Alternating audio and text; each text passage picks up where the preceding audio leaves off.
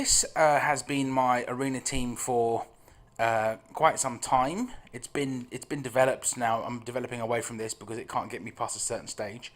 But it's an anti-rebel team. I built it purposefully to deal with rebels because my arena shard was full of CLS and Raidhan and Chirrut and Bays, just the same five characters every time. Sometimes there'd be a Thrawn in there, sometimes it would be an R2, but such a lack of imagination.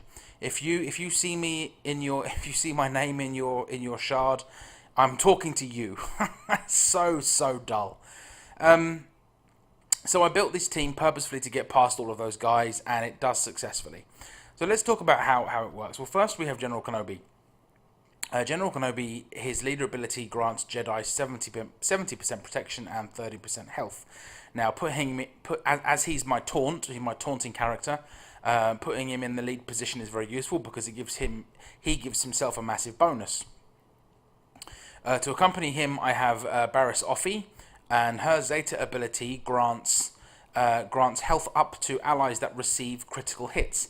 Now, understanding that rebels thrive on critical hits, this is actually useful because I've got all incoming attacks going to one character, and a character that mostly the enemy can't shoot down, i.e. Barris, is defending that character by giving him health up every time they shoot. So, you know, I've had Kenobi in battles. I've had him down to, let's say, a quarter health, and he's been hit a couple of times and he's gone back up to full health simply based on crits, which is very useful. R2-D2 is also a character that that pushes all of attacks onto Kenobi. He has a number of benefits, but one of those is stealth. He's able to stealth 4 characters and leave one exposed, so as often as possible I'm able to stealth the other 4 to protect those, so that they can indeed put all of the attacks onto Kenobi. So my Kenobi's got 90,000 protection. If you put a 70% boost onto that, plus all of the health, we're doing alright. Down below I've got Palpatine. Now Palpatine doesn't have, outside of being a leader, he doesn't have any anti-rebel synergies with this team. However, he has a full team stun, which is very useful, and his basic attack is basically an attack over time. His lightning strike, I think it's called, which is again very useful, very damaging.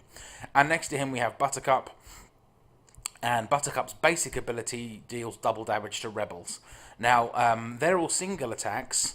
But General Kenobi comes back into this because what he's able to grant via his leadership is he's able to grant a swarm attack whenever Barris heals. So whenever a Jedi ally heals, all characters attack. So I've got a chance of, if no one is stunned, or no one is fractured, or similar, I've got a chance of the Wampa having an extra go. I've got a chance of R2 going in there and stunning the enemy. I've got a chance of Palp doing a fair chunk of damage. And Kenobi also has his own stun attack, his own swarm attack, which means that if he is not stunned or anything, he is at times able to call all enemies or all allies to assist, and of course he can cleanse them and add retribution. So this has been the team that I've had up until recently. It has dealt with consistently all CLS teams. I've never lost, or very, very rarely lost, should I say, against a Commander Luke Skywalker team. This will clean out First Order like nobody's business. It doesn't matter how many times those characters tank, they simply can't stop the Wampa. I can deal with a full Gear 12 Night Sister team. With this team, as you see it, I've only got stuck a few times on Night Sisters. You know, that revive is really quite annoying, but generally it's okay. What it can't do is it can't beat good Jedi training raid teams, which is why I'm having to adapt my arena strategy now, because I'm coming up against teams that I simply can't beat. If we look right now, the Wampa's countering, but you know, my team hasn't had a turn yet. I'm probably not going to I don't know what I did here, because it's an old video, but there we go. I can't stealth because Barris is stunned and will be affected. But look at all of those debuffs on those characters. This team has been hammered by the opposing team already, and it's, you know, I hate to deliver a spoiler, but I'm gonna win. simply because I'm facing rebels. So let's stun them, or as many as I can. Palp's going to take a kicking, but it doesn't matter. I'm able to stealth now, keeping Kenobi alive. I'm able to swarm attack. Or heal in this case. But the Wampa comes in and look what he does to Ben. R2 is now stealthed, so there's no fear of a reprisal. Look at the enemy R2, he's almost gone already.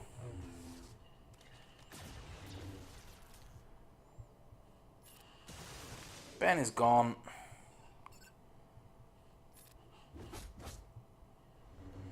R2's nearly gone. See, as he took his turn, he lost a lot of health.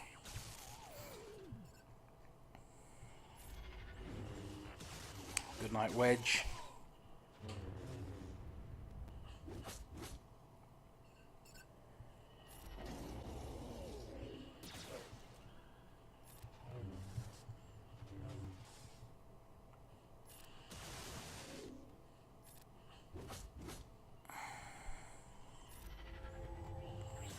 Good night.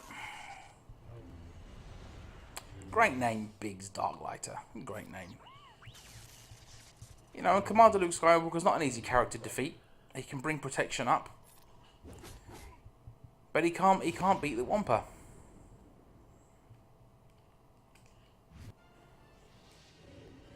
Here we have a variation on the team. This is what I'm kind of moving into with Darth Vader lead because of his Zeta. But again, you can see immediately I've lost a character. Straight down with the first shot. And I'm up against a tough team. You know, I'm up against Rex and Thrawn and Raid-Han and R2 and CLS is there as well. And you know, they're all going to have a good old crack at me, but the basic fundamentals of this team, I mean, Raid-Han is just a waste of space. I mean, he deals a lot of damage, but you can see that when he shoots at Barris, it's just, you know, attack, crit, neg. She's getting attacked, but her health is going up. You know, Raid-Han is gone. If you have a Wampa in your side, these characters, they just don't stand a chance. Like I said, getting past a Jedi training raid team is proving a little difficult, so I'm having to develop. But the Wampa's staying in there. I'll tell you that for now. As is Kenobi and as is Barris. It's how I work out whether it's going to be Darth Vader in a leadership position or some other connotation. I don't exactly know. I'm working on Darth Sion. He seems to be quite useful. But as I'm free to play currently, I don't have a lot of shards for him. There we go. R2's gone. Let's get rid of Rex next. Put those back.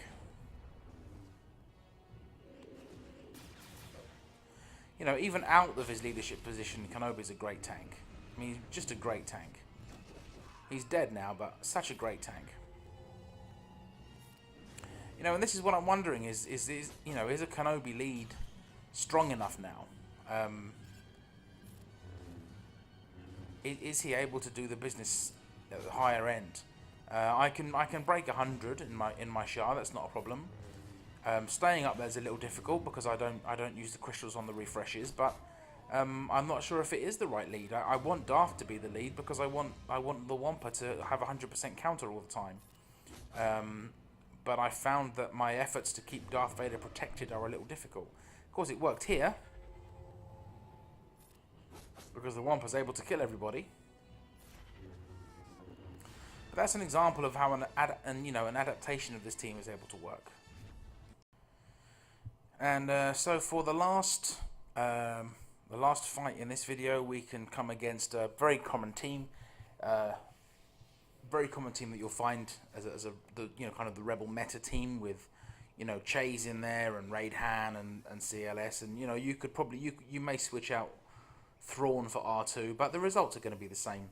And if you've ever faced a team like this, defensively, it's kind of very sticky. You've got to take out Baze. He's very buffed. He's able to remove your buffs. He protects Raid-Han so that Raid-Han can do his damage. But as you'll see with the Wampa, with Palpatine, with R2's stun, killing Baze Malbus is just a matter of time. I mean, look, he's already down. We're not even a minute in and he's gone. Not even a minute in and he's gone. Now, there's nothing protecting this team. There's nothing protecting this team. The only character that's going to be annoying is going to be Commander Luke at the end, because obviously he can grant himself a fair amount of protection. He does a fair amount of damage too, but it's just a matter of time. Raid Ham will go, then potentially Chirrut. I can't remember, but Chirrut would probably be my next target after Raid Han, simply because he's able to debuff and heal, and obviously I want to get the healing down as quick as possible. But I just bide my time, see, because Raid Han can't kill anybody. If Barris is in the team and they're all shooting at the same character every time, Raid Han is nulled. See, there we go. He's taken off some, but he's adding some.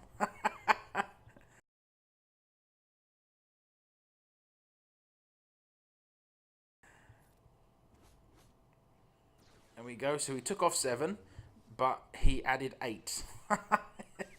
It's great, you know. He becomes pointless.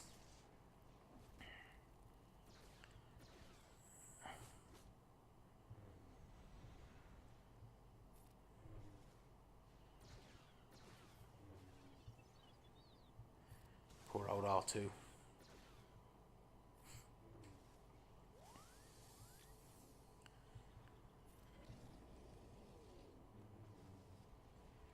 It's a lesson really how R2 can control a fight. You know, you can spend a lot of time getting a character down to within 10% of his health, and then R2 stealths everybody and makes you attack somebody with full health, and the guy that you were just attacking gains his health back. You know, R2 is very good. He's a very good character. If you haven't unlocked him, get your Empire team together, because he really does help a lot. You know. Raid Han is gone.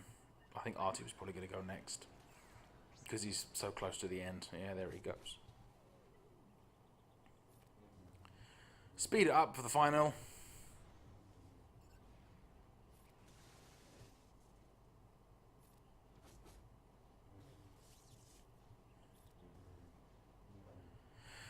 And there we have it.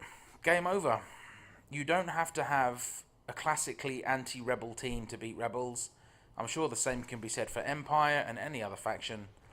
Be creative about how you look at your teams, find out what's available to you, see how they'll work, and you won't have much trouble climbing the arena and getting into those good rewards.